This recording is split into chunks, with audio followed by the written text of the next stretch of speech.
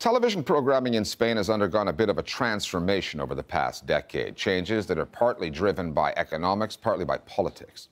Ever since the banking crisis of 2008, the country's been in a semi-constant state of political upheaval, a series of corruption scandals, inconclusive elections, and more recently, Catalonia's run at independence have kept Spaniards glued to their televisions, watching pundits, talking 24/7. That has given rise to a wave of political talk shows that the Spanish call Tertulias. These programs meet two important criteria. They provide the political flashpoints that audiences seem to like, and they're cheap to produce. However, the discussion is not always balanced. Public broadcasters, in particular, have been known to engineer talk show panels to promote their government's agendas. The Listening Post's Cristina Martinez now on Tertulias and how they've changed the way Spaniards see politics.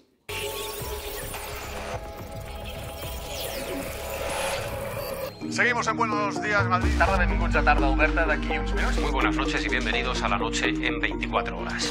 Tertulias.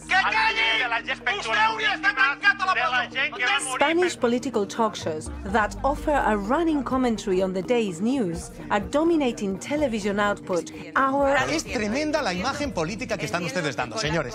after hour after hour. Y representa la peor basura del periodismo. ¿Me permite una pregunta? No. Even during prime time on a Saturday night, a tertulia, La Sexta Noche, competes for audiences with films and entertainment shows, turning the driest economic and political material into a television spectacle, and political pundits into celebrities. Tengo una duda. Si se gana, luego podemos hablar el doble. A veces se mira con... The medium of television is often looked down upon, but it has actually managed to make politics relevant.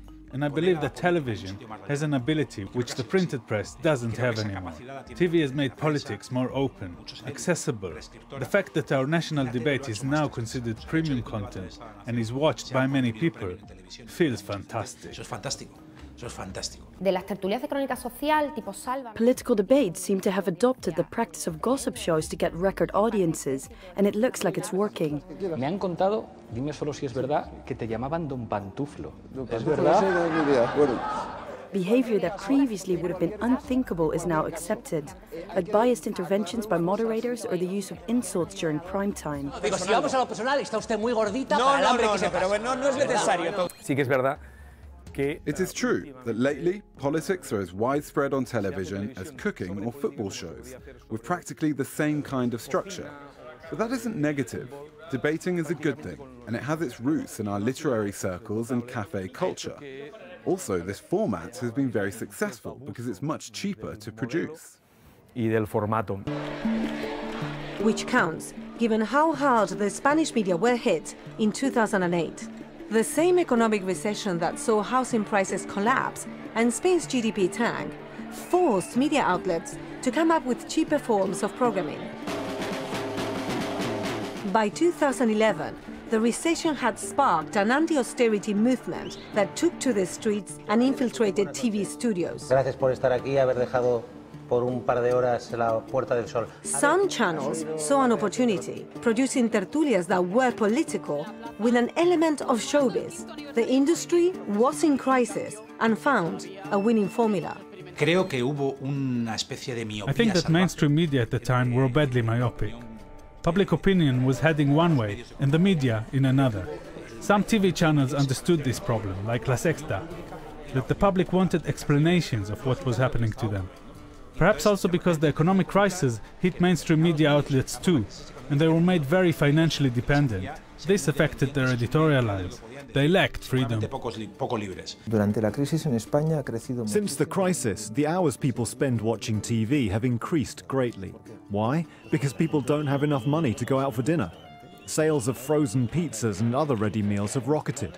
The appetite for politics has rocketed too. A debate will get you a bigger audience than a blockbuster or a good series, and on a smaller budget. Tertulias aren't just Spain's new political battleground. They are a launching pad. In 2013, a conservative TV channel, Intereconomía, signed up a relative unknown, a leftist professor of politics, to counter right-wing voices on his best-known tertulia, El gato al agua. Pablo Iglesias, muy buenas noches. Lo primero, daros las gracias por la invitación. Es un gusto cruzar las líneas enemigas. Within a year, Pablo Iglesias had become the third most recognized commentator in the country. And the new political party he co-founded, Podemos, finished third in its first election. The times and the Spanish media were changing. Esto se puede ver claramente en una... We can see this clearly in Antonio Carmona's 2013 close meeting with other Socialist Party members. No nos preocupemos demasiado por lo que sale en los periódicos, porque un periódico, por ejemplo, una noticia de un periódico la leen 133 personas. Sin embargo, sales en televisión y te ven, esto lo hemos hablado alguna vez, 7 millones de personas. Los políticos se han dado cuenta del enorme I think politicians suddenly realized the incredible impact the media can have, especially the political tertulias, in helping spread their electoral program and political ideas. políticas. Where political tertulias tend to fail Spanish audiences is in the area of plurality, a problem that affected publicly funded channels during the debate over Catalonian independence. TVE is Spain's national public broadcaster. TV3 is its equivalent in Catalonia. The heads of both channels are appointed by politicians. TVE's tertulias were loaded with anti-independence voices. Disuelvan el Parlamento, este maldito Parlamento que nos ha traído hasta aquí. While TV3's tilted the other way, providing only token unionist voices, heavily outnumbered by the other side. Why did I stop going to TV3? Because TV3 is one of the tools of the Catalan independence movement to manipulate opinion using fake news, to make people think that there's an oppressive government that is repressing Catalonia. TV3 presents Spain as underdeveloped and full of stupid people, and ultimately I had the feeling that by participating in their debates, I was becoming their useful idiot.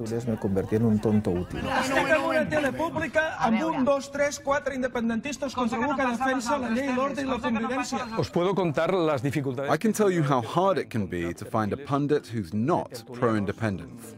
They argue that they don't believe in this debate, so their very presence would mean that they're recognizing that independence could be possible at some point in time. Having said that, we have a mandate from the Catalan Parliament, and therefore, we try to reflect the composition of the Parliament around the table. La representación que tienen In tertulias, there are always two ideological flanks, but they are uneven. About a quarter of tertulias invite a majority of speakers of one ideology and just one representative of the counter-ideology, the so-called useful idiot. In the rest of the tertulias, the moderator clearly supports one side. So while it looks like there's plurality, in fact there isn't. Oficial del programa y de la cadena. Spain's televised tertulias have helped to magnify politics. Digamos, una mirada destroyer, irónica, inteligente sobre la política. Normalize informality. Incluso tiene usted otras fórmulas más directas. Me la trae al fresco, me la reflanflinfla. And dramatize debate. Ojalá un tal M. Rajoy algún día esté con una de estas. Take a 5-minute speech in Congress. Add a few guests around the table, and you get hours of entertainment on the cheap. This is a recipe that Spanish broadcasters like. Rufián trabaja poco, muy poquito y además cobra mucho. But whether the end result is a more informed public is another matter entirely. Political debates and political communication in Spain have changed completely because of the tertulias, and moreover, there's no going back to the past. This is good for democracy. We have always said that Spain is a country where politicians are our main problem, and yet we've ended up with politicians on all channels at all hours. We have gone from being a country of bullfighters and flamenco singers, so to say, to being a country of footballers and politicians.